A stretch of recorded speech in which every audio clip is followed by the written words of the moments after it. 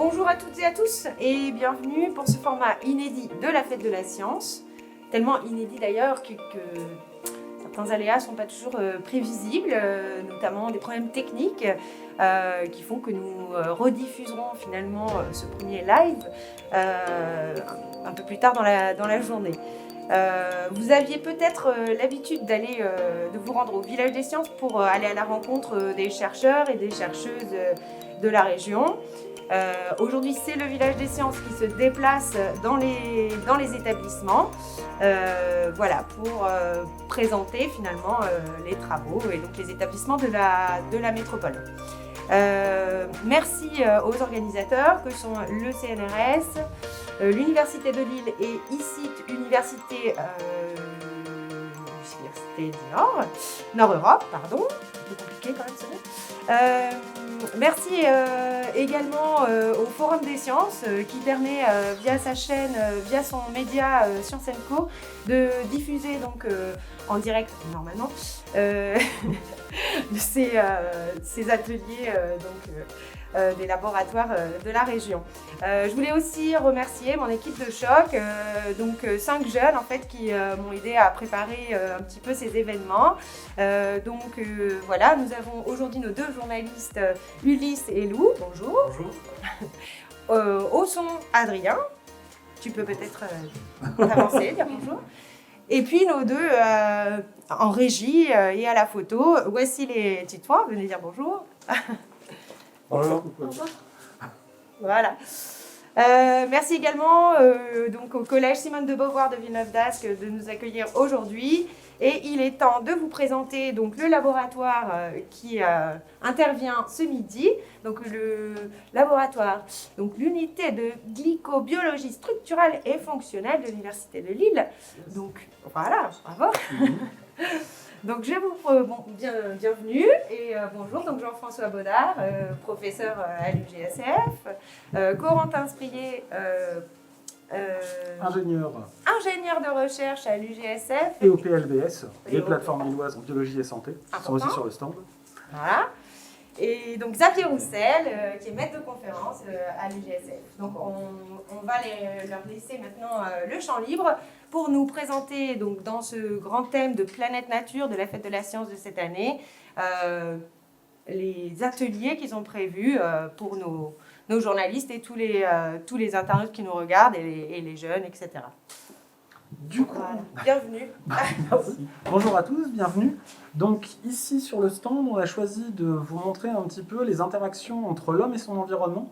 Donc ça, nous on a voulu le traiter à différentes échelles. Donc on va commencer à l'échelle de la cellule humaine sur cette partie du stand avec Jean-François. Ensuite, on va voir comment on a pu domestiquer une petite cellule qui va nous être bien utile, notamment si on veut faire du pain ou de la bière. Et tout à la fin, on va discuter d'une grande histoire d'amour entre l'humanité et le maïs qui dure depuis un certain temps et dont on voit les derniers fruits par ici. Et du coup, je vous invite à commencer sur la première partie, donc allez de ce côté-là avec Jean-François, sur la partie de la cellule. Merci Corentin, bonjour à tous. Donc, ce qu'on a choisi de faire sur cette échelle, c'était de vous présenter un petit peu comment une cellule va interagir avec son environnement physique. Et ce qui va lui permettre d'interagir avec son environnement physique, eh bien, c'est ce qu'on appelle le cytosquelette, qui est un petit peu la charpente de la cellule. Donc, dans une cellule, généralement, ce qu'on imagine ou ce qu'on se représente, c'est une membrane plasmique. Donc là, c'est ce que vous avez, c'est le contour qu'on a ici. On a donc la membrane, on a le noyau, c'est ce que vous avez ici en bleu. Et puis, on a le cytoplasme. Alors ici, le cytoplasme, c'est un peu, j'ai envie de dire, comme une chambre d'ado. C'est assez encombré, on ne voit pas grand-chose. Alors si vous regardez, vous allez voir 3 couleurs majoritaires qui apparaissent. Il y a du blanc, il y a du rouge et il y a du vert. Et ça correspond aux 3 éléments qu'on va trouver dans un cytosquelette, c'est-à-dire les microfilaments en blanc, majoritairement de l'actine. C'est la protéine qu'on trouve majoritairement dans une cellule, c'est plusieurs pourcents de la cellule. En rouge, les filaments intermédiaires. Et en vert, les microtubules.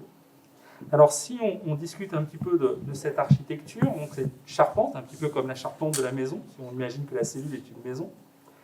On a les microfilaments qui peuvent être arrangés en réseau grâce à des petites protéines qu'on appelle les protéines de réticulation. Donc ce qui va donner à la cellule une certaine stabilité. Et puis une cellule, lorsqu'elle va s'installer sur un support, elle va avoir tendance à s'étaler. Elle s'étale, mais elle fait aussi des points d'ancrage. C'est ce que vous voyez en jaune, ce qu'on appelle les points d'adhérence ou points focaux. Et entre ces points focaux, on a des microfilaments qui s'installent.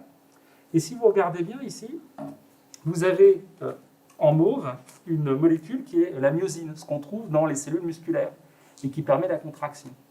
Donc au niveau de la cellule, on a aussi ce qu'on appelle la contractilité, qui va lui permettre de tendre des fibres entre des points focaux.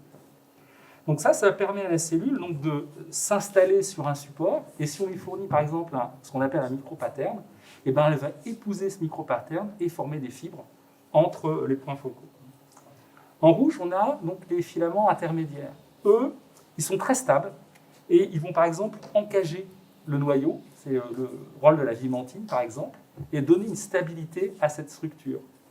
On a aussi ce qu'on appelle les desmosomes, qui sont un peu plus loin, là, qu'on a un peu de mal à voir dans la maquette, dans la représentation.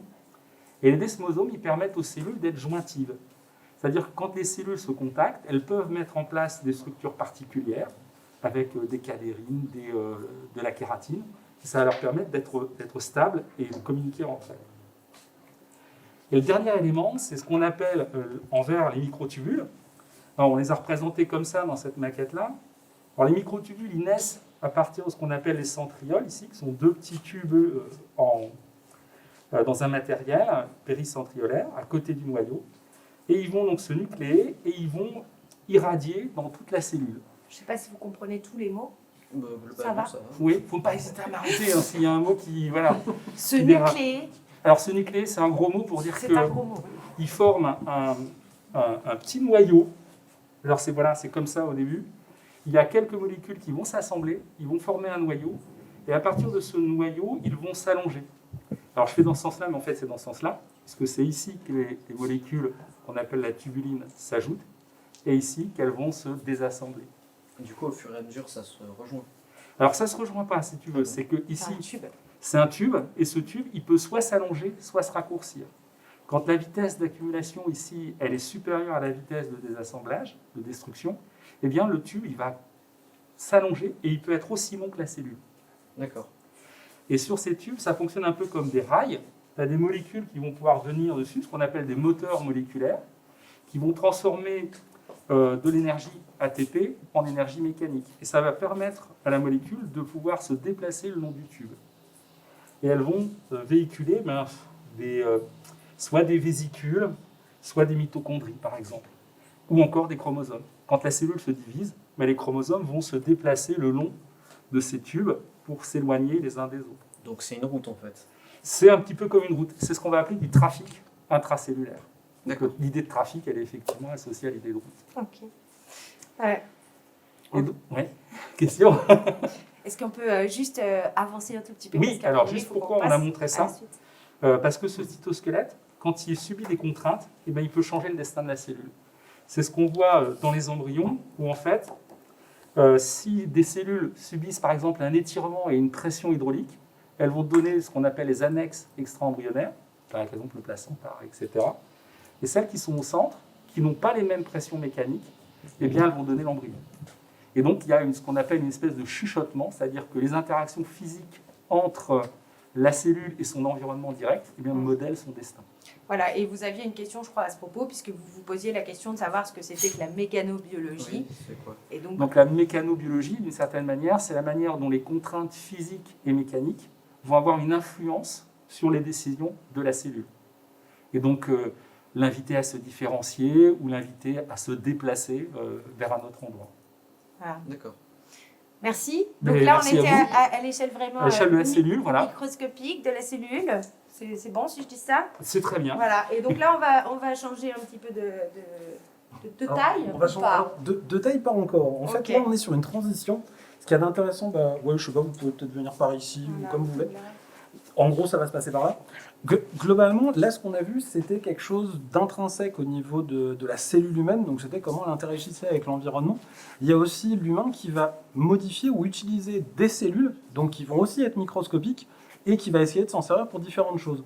Donc, nous, on a choisi un exemple que l'humanité utilise depuis très très longtemps et c'est une petite cellule dont on va se servir pour le pain, pour faire du pain ou pour faire de la bière. Est-ce que vous voyez ce que c'est? La cellule en question. La levure. La levure? On peut parler un Non. petit peu plus Ouais. fort Ouais, pour d'accord. nos C'est ça, internautes qui, sois sûr de toi, c'est la levure, tu la as raison. levure. C'est de la levure. C'est de la levure, c'est de la levure. Du coup, non, on va effectivement parler de levure. Et est-ce que vous savez ce que c'est de la levure? Un peu plus en détail ou pas du tout? Et pas forcément. Ouais, c'est pas grave. C'est des colonies. Non Alors, c'est des colonies, en fait, on va avoir beaucoup de cellules. Là, alors, au niveau échelle, ce que tu disais, en fait, est-ce qu'on augmente? Non, en fait, la levure, c'est encore plus petit qu'une Voilà. cellule humaine. Donc, en gros, alors, je ne sais pas si vous voyez ce que ça représente du micromètre. En gros, entre 1 mètre et 1 millimètre, il y a la même différence qu'entre 1 millimètre et un micromètre. Donc, on est vraiment sur quelque chose d'excessivement petit, d'accord? Et notre levure, elle va faire quelques micromètres. Donc, on est vraiment sur quelque chose de tout petit, tout petit. Et ça, on va s'en servir parce qu'elle a pas mal de propriétés intéressantes. Donc ce qu'il y a de rigolo avec la levure, c'est qu'en fait, on s'en est servi bien avant de comprendre comment ça marchait. Donc la levure en elle-même, c'est un petit champignon. Donc on se retrouve avec une petite cellule, donc c'est un petit champignon.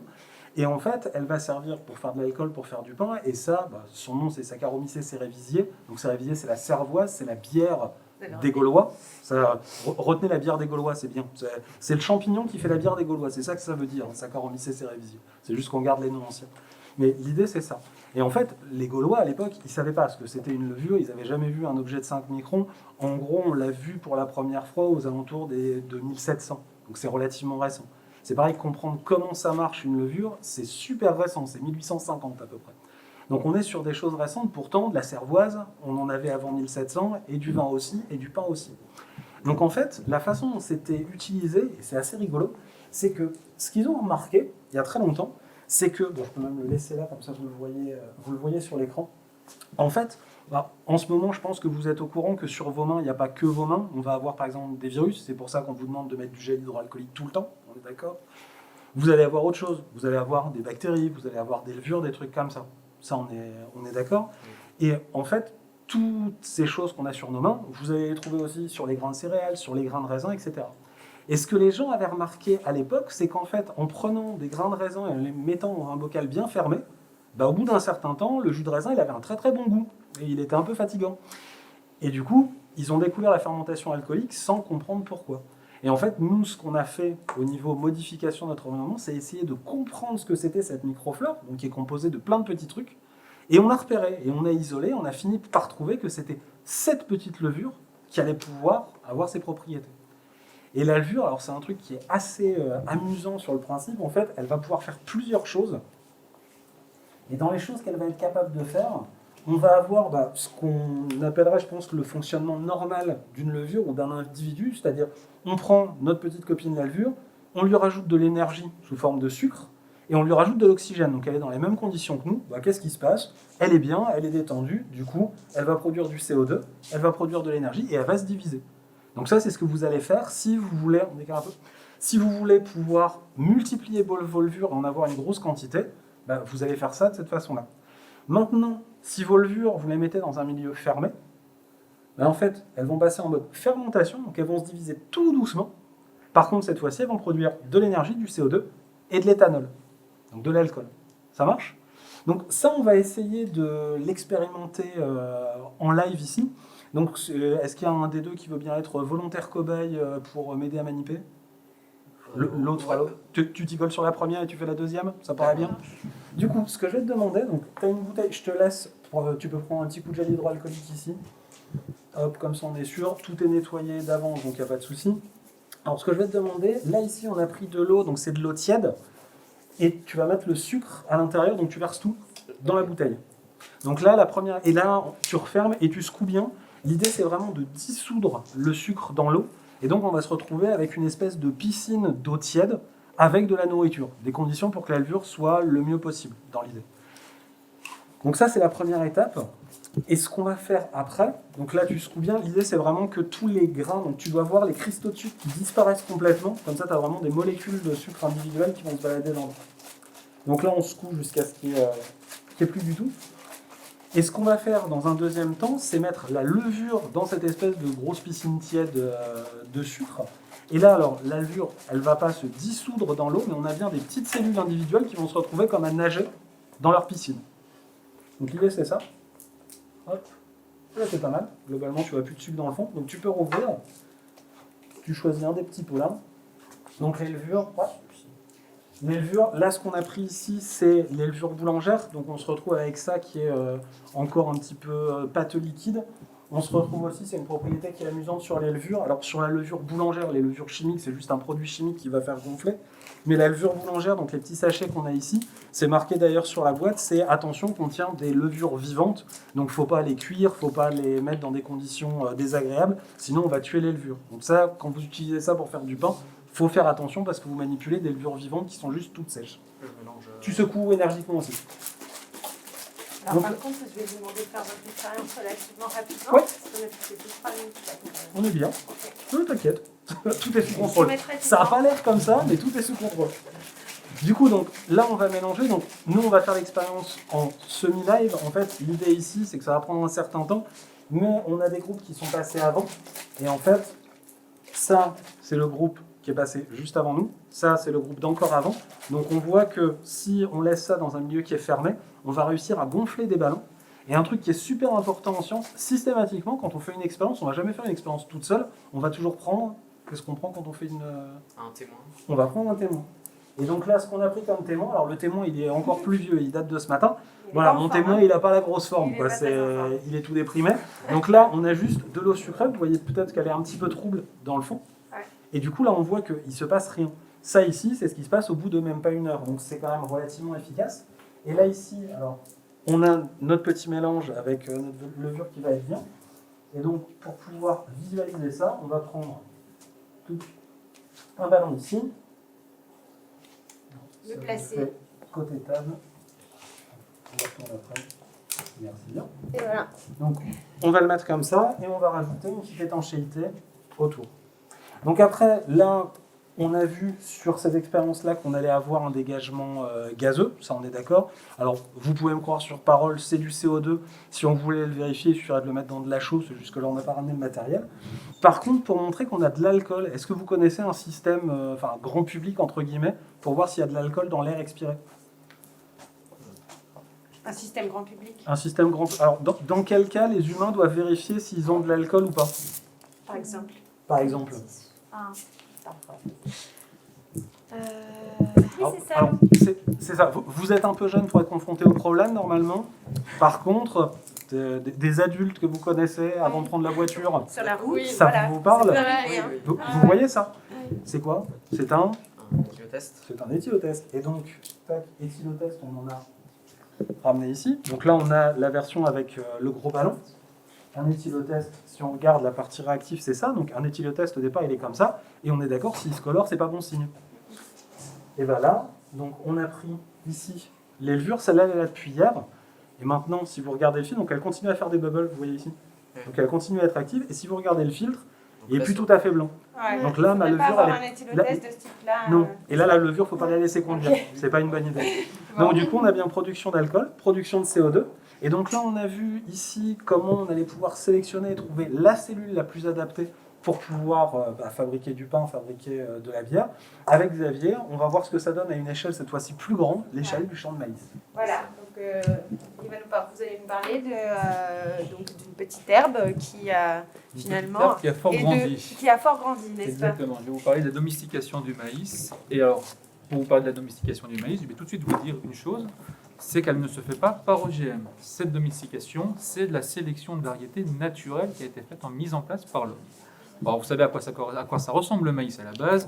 C'est ce gros épi que vous avez là. Mais il faut savoir qu'à l'origine, le maïs, c'était ce petit épi qui était là. Tout petit épi, qui était la théocinthe. La théocinthe. La théocinthe. Et cette théocinthe, elle a évolué, elle a grandi un petit peu, à force d'être plantée, d'être plantée, jusqu'à la domestication par les Mayas, qui ont donné des premiers épis qui ressemblaient un peu de du blé, puis après aux premiers épis de maïs. Parce qu'ils ont choisi à chaque fois ceux qui avaient les plus grosses Exactement. graines, par En exemple. fait, il s'avère que la première variation, il faut savoir que c'est le soleil, c'est l'environnement, c'est le sol, c'est toute notre planète qui fait qu'il y a des mutations qui se font au niveau des gènes. de nos plantes et qui vont le permettre d'évoluer. Et après, l'homme, il a découvert qu'il y avait des plantes qui étaient plus résistantes que d'autres, qui avaient des propriétés qui étaient plus intéressantes que d'autres.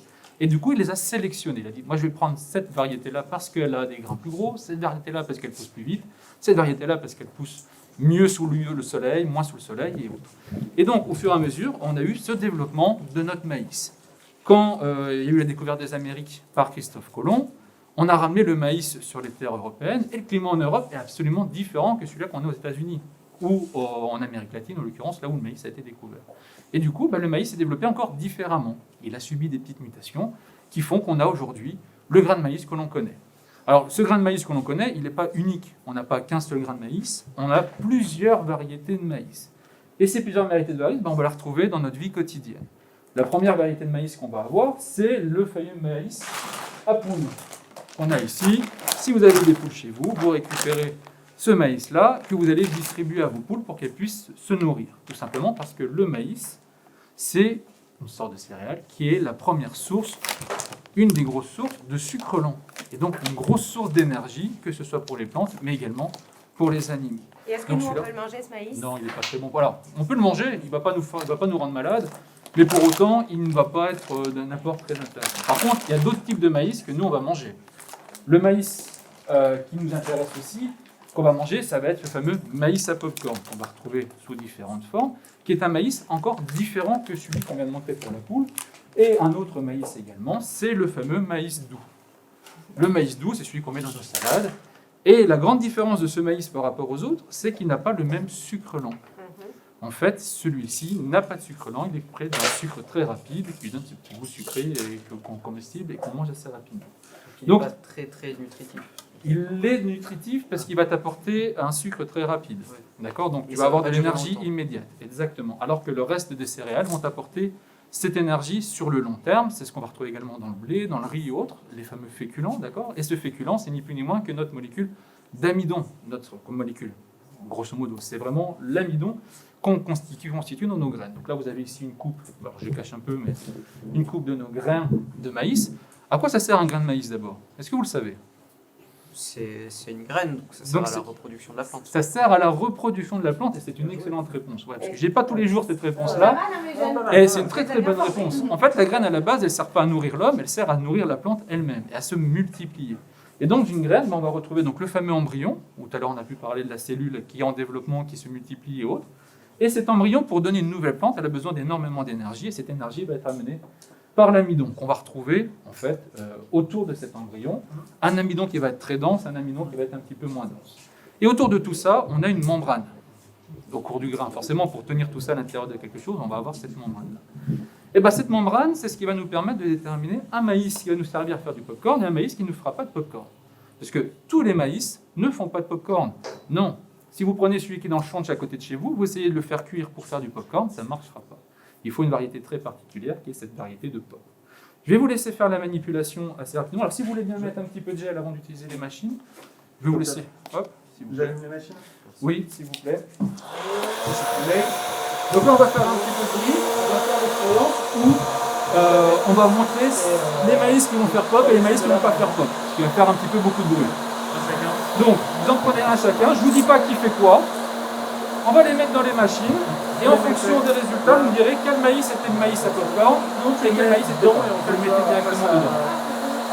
Non, c'est tout. Tu le prends le collègue. Voilà. Et en fait, après, tu mets deux en même temps pour relever. Non, tu fais dedans. Verse dedans, normalement. Hop, et maintenant, vous basculez. Et vous basculez sous les deux. On va s'écarter.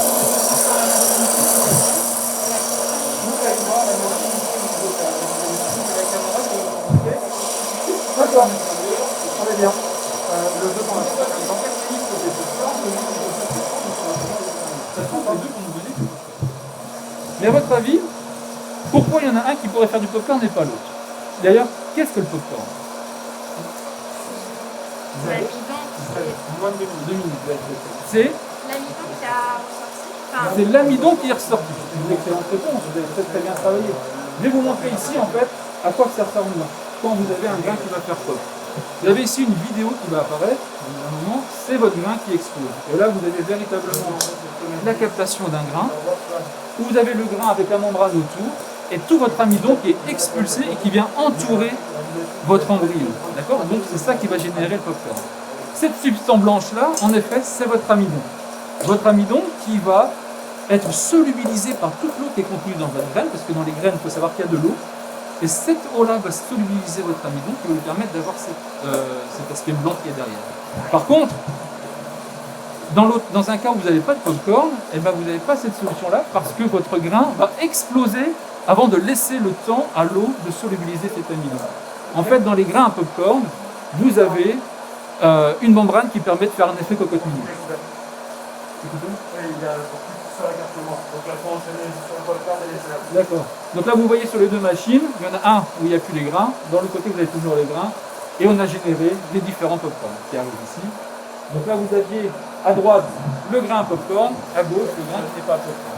Pour vous montrer véritablement qu'aucun popcorn n'a été fait, Voilà. vraiment très très peu. Le résultat, il est là. C'est vide et de l'autre côté, Voilà. le popcorn est là. Et donc le Ok. travail sur l'amidon, il est là. On va Notre être travail obligé est de terminer. Et je crois qu'on va de couper là-dessus. terminer. Voilà. Il n'y a pas Voilà. Du coup, on va Je vais laisser déguster la place à quand on aura tout coupé. Séverine Alvin qui va- Et à l'occasion de la fête de la science, les organisateurs de l'Académie de Lille, nous avons décidé de vous proposer des défis à mener pendant l'année jusqu'à fin décembre. C'est des défis qui sont destinés principalement aux collèges et aux lycées de la région des Hauts-de-France et puis également aux autres publics. Donc vous retrouverez toutes les modalités de participation sous la vidéo. Alors le premier défi consiste à choisir une plante comestible parmi les suivantes, c'est quelques exemples: pommes de terre, carottes, maïs, betteraves, choux, et de retracer l'histoire de sa découverte jusqu'à l'utilisation que l'on en fait aujourd'hui. Le second est très lié à la vidéo qu'on vient de voir, en fait, c'est pourquoi le popcorn pop-t-il? Comment le maïs se transforme-t-il en popcorn? Voilà, donc vous retrouverez sous la vidéo toutes les informations pour participer à ces deux défis. Merci Séverine, et donc merci à tous d'avoir été présents pour cette première vidéo, pour ce premier live. Les prochains seront sans aucun doute en direct, vraiment réaliste, on va dire. Donc de midi et quart à 13h dans différents établissements de la métropole, toute la semaine prochaine, de lundi à vendredi. Et le prochain sera un atelier sur la découverte de l'argile et de l'écriture. Et on remercie grandement Jean-François Baudard, Xavier Roussel et Corentin Sprier de l'UGSF. Merci beaucoup. Merci. Bonne journée. Bonne journée.